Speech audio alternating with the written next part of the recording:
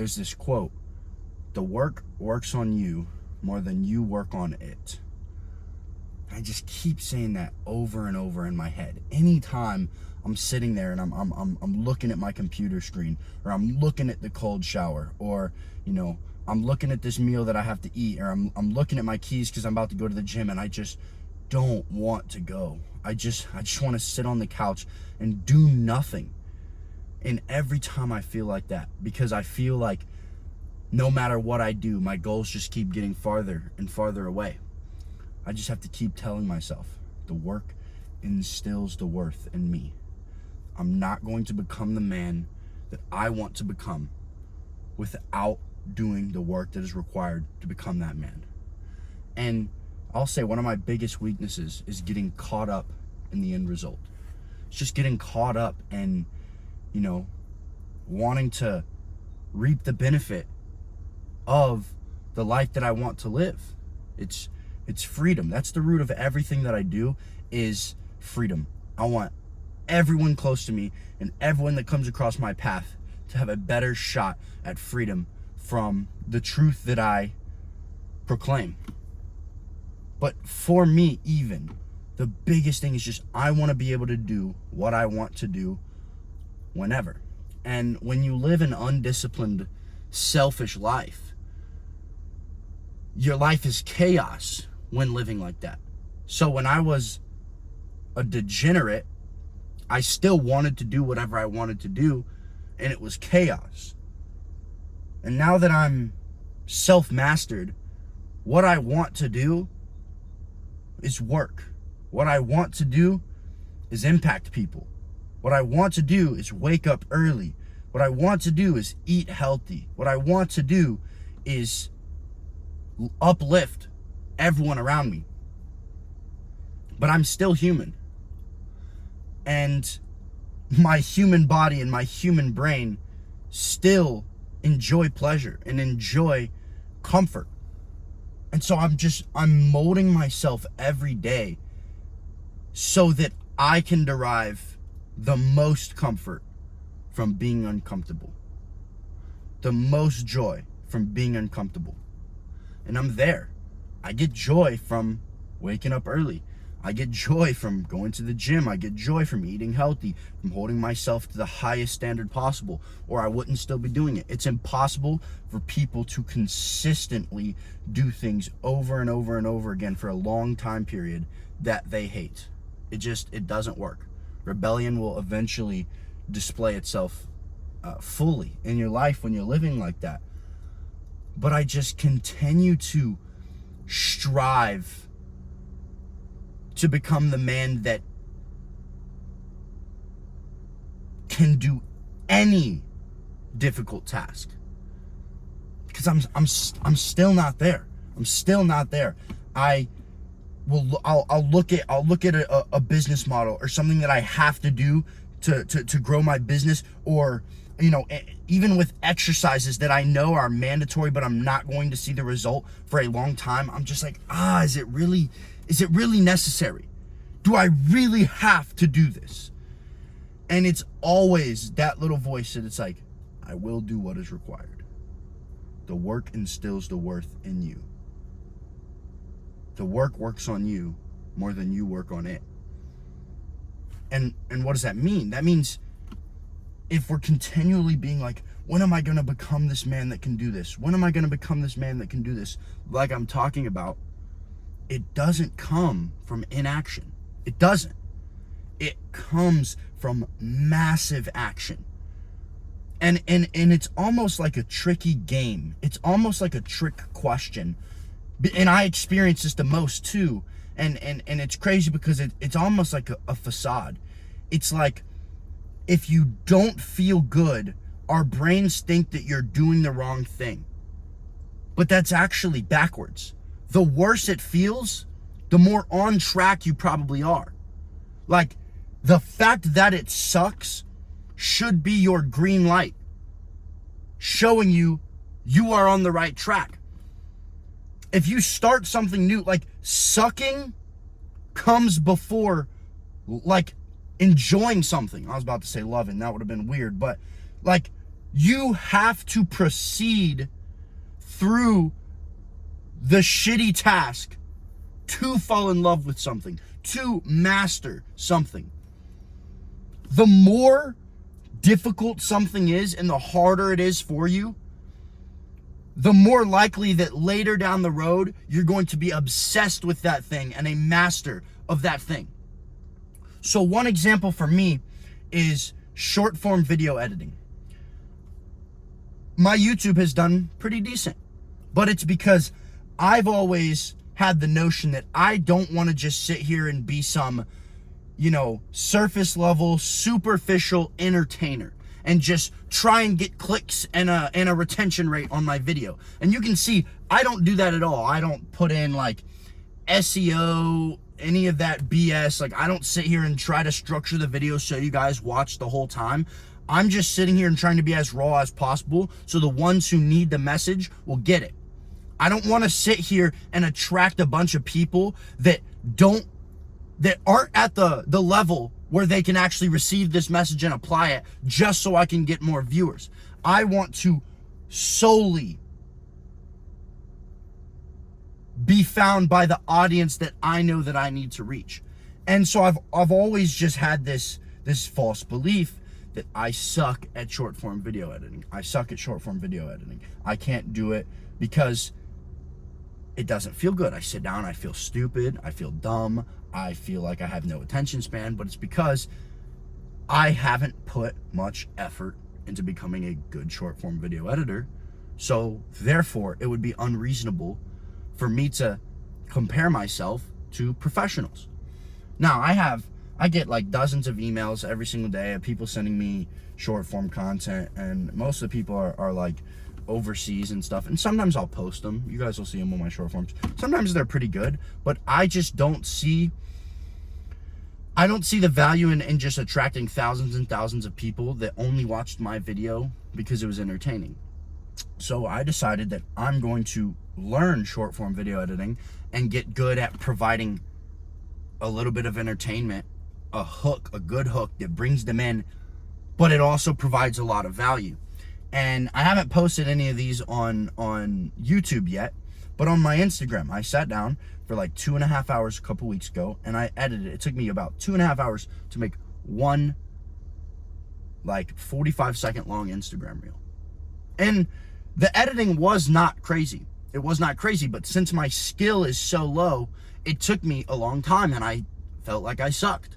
And I've posted a few Instagram reels here and there. Like over the years, I've posted a lot and just never actually fully committed. But now that I'm fully committed to this and have been for the past 6 months to this business, to creating content that provides the most value to help men of all ages level up in their life, since I've committed to that, I posted that video. I worked on it for a long time.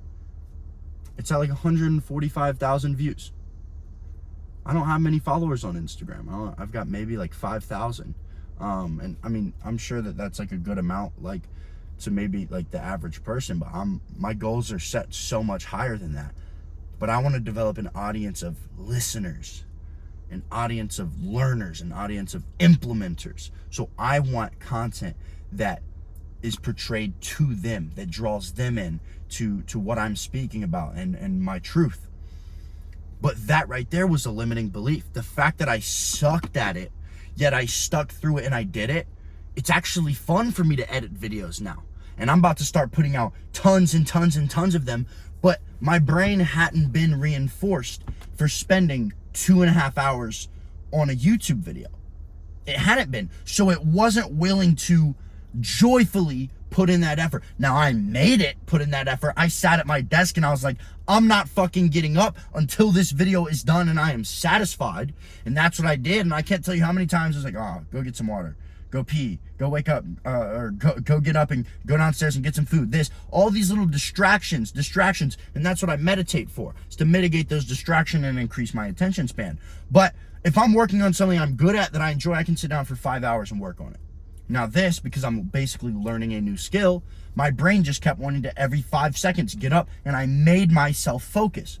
But everything in life is like that. I love business, and there can be something in business that I'm not familiar with. And since my brain hasn't been reinforced with putting in work and getting rewarded for it, it's going to be much, much harder for me to sit down and go through that threshold of sucking.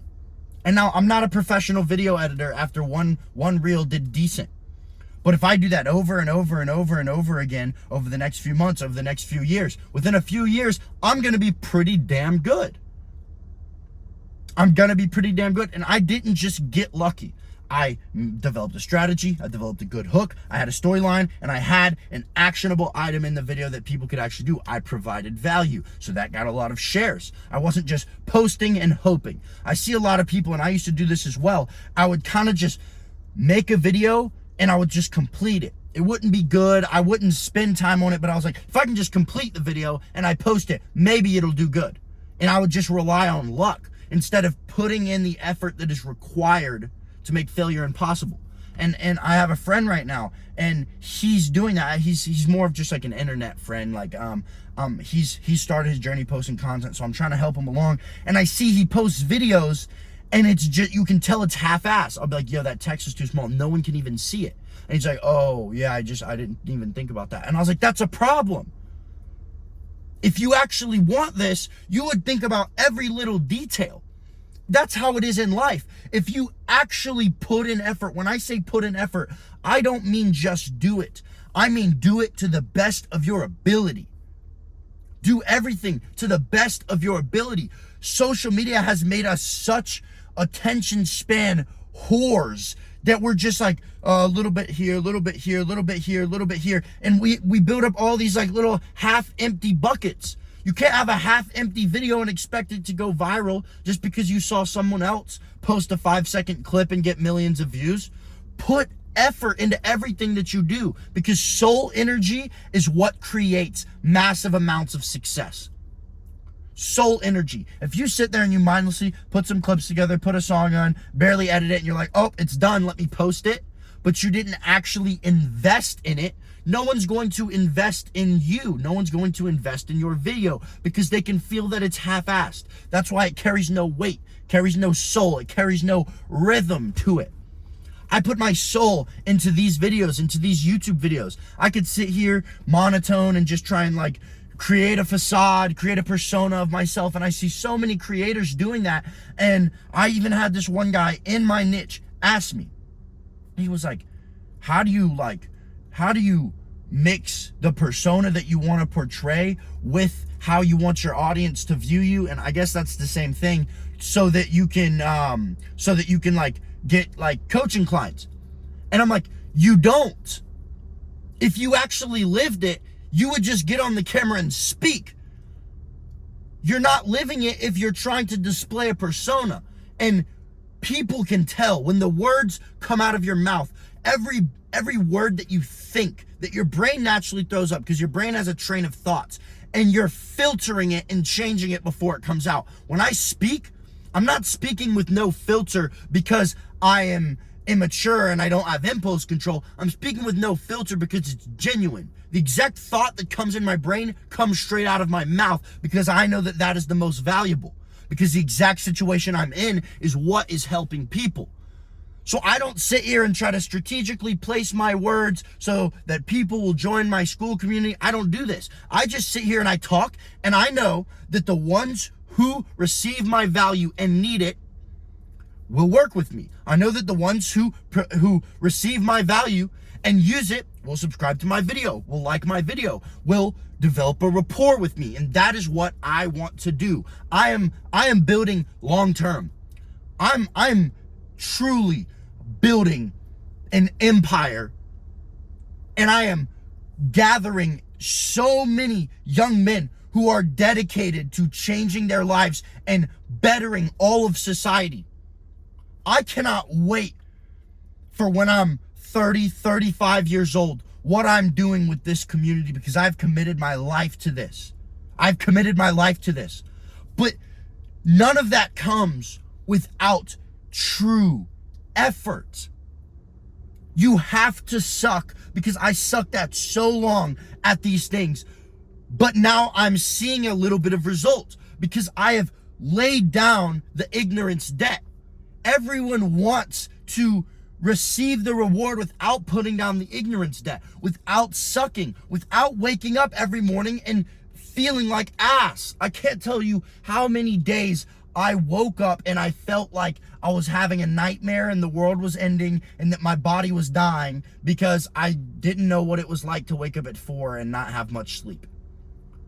And I talk about this all the time. 8 hours of sleep is optimal. You should be getting 8 hours of sleep every single night. But if you are not, it's not the end of the world.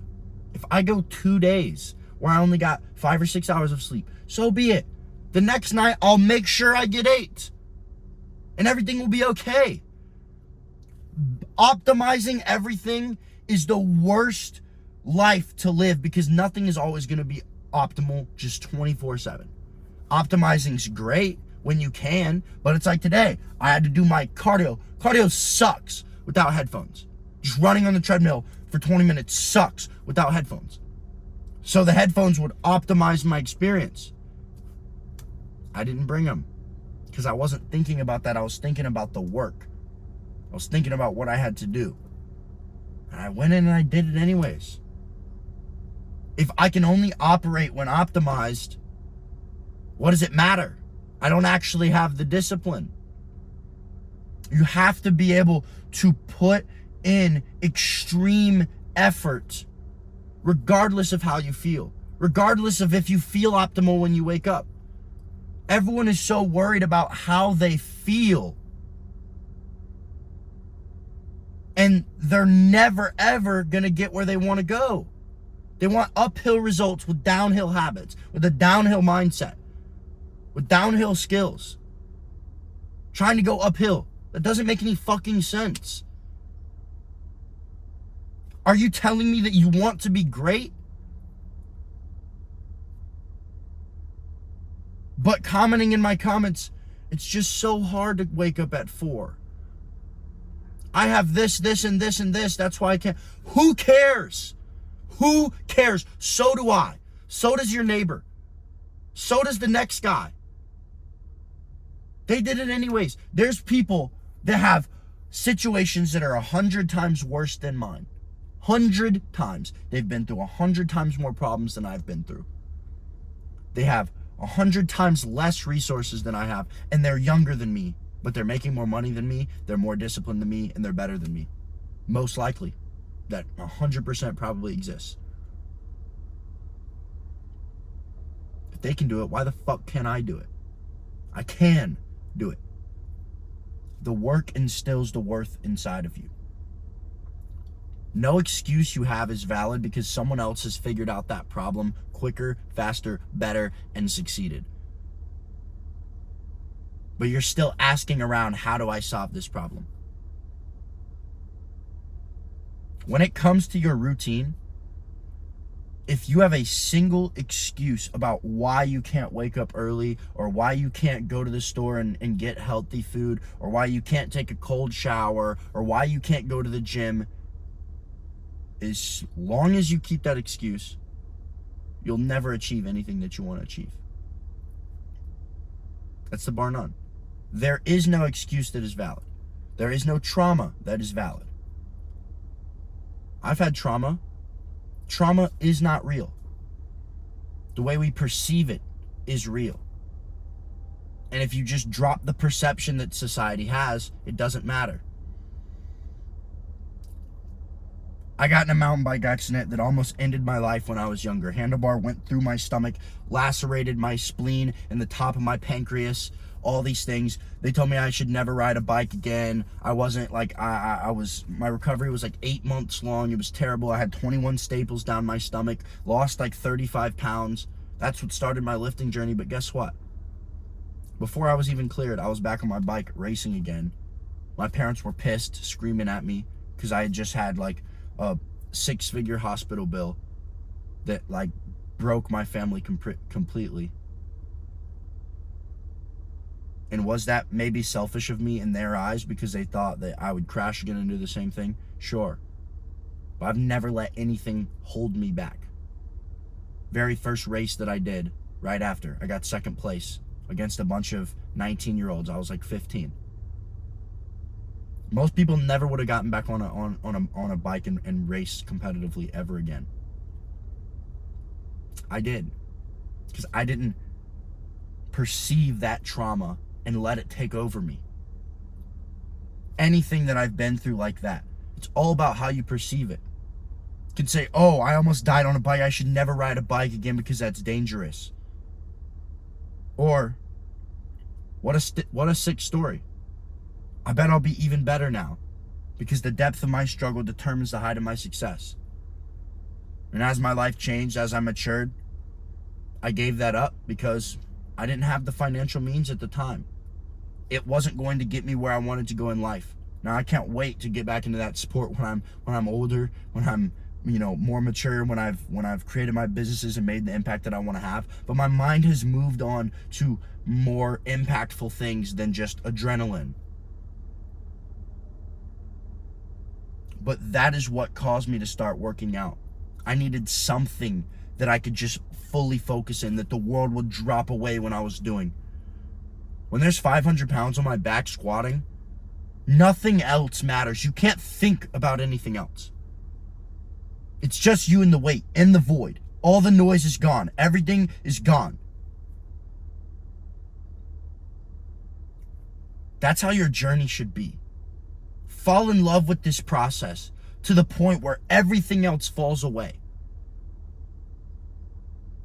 Fall in love with this process to the point where all of the effort that you apply fulfills you, no matter how hard it is, no matter how taxing it is, no matter how tolling it is on your body. Fall in love with measuring yourself every day based on how much effort did I put in, and am I satisfied with that effort? Then and only then will you start to make progress. Rearrange your mind to understand that hard equals good. Resistance equals good. If it sucks, good. You're on the right path. Every time you do something and it's not easy, good. You should continue doing it. You're on the right path. When you wake up, the biggest problem that you make is the night before thinking, oh, tomorrow I'm going to wake up at 4 and it's going to be easy. I'm going to kill it. You already lost. Every night I go to sleep knowing it's going to suck waking up in the morning. Then the few mornings that it's easy, hey, nice. I get a little break because I just spring out of bed. But my expectation is that it's the worst thing in the world. So I get up anyways because I was expecting it. My expectation is that the work's going to suck. And I'm going to do it anyways. That is my expectation. You're creating false expectations to hype yourself up. And then when you go to battle, in the moment, you've come with a dull blade. The night before, you didn't sharpen your blade because you underestimated the dragon. I wake up with a double fucking edged sword and I'm dual wielding those bitches. I don't care if the dragon's tiny. More efficient for me. I prepare for the biggest dragon every single day. And you guys are envisioning the dragon to be some tiny little dinosaur plush toy. That's why the workout's gonna be hard. Stop thinking it's going to be easy. Stop preparing for ease and prepare for the most difficult task you've ever done. And then you'll start to move forward in this life. I'll keep working. You'll keep working. We'll keep growing. We'll keep attacking. We'll keep fighting every single day to become the best version of ourselves, no matter how difficult it is. That is my vow. And I will never break it. And I will continue to expand my ability, my skill, my ambition my discipline, every single day, relentlessly directed towards my goals and becoming the man that can achieve those goals. I love y'all boys. Stay aggressive.